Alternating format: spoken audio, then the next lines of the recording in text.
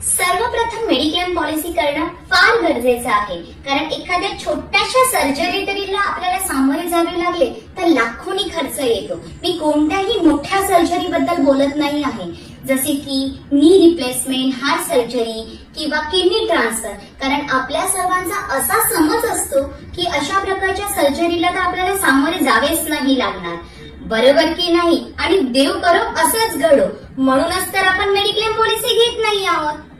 मी तर बोलत आहे छोट्या छोट्या सर्जरी बद्दल, म्हणजेच काय तर चालता चालता मी कुठे पडले किंवा घरातल्या घरात वावरत असताना माझा तोल गेला आणि माझे हाड मोडले।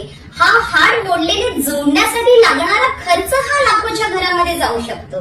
तरुण वयामध्ये मोडलेले हाड एखाद्या वेळेस फ्रॅक्चरने निवडेल सुद्धा, पण एकदा का 40शी ओलांडली तर मात्र आपल्याला सायन्सच्या पुढे नाही जाता येणार।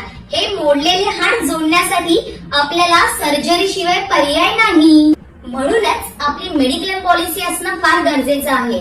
आता ती पॉलिसी कितीची असावी हे मात्र आपल्या कुटुंबाच्या गरजेवर अवलंबून आहे, पण मेडिक्लेम पॉलिसी असणं फार गरजेचं आहे।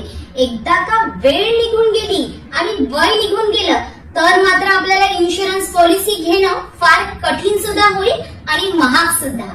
अधिक माहितीसाठी आमच्याशी संपर्क साधायचा असल्यास कमेंट मध्ये कवर टाईप करा किंवा स्क्रीनवर दिलेला नंबर डायल करा।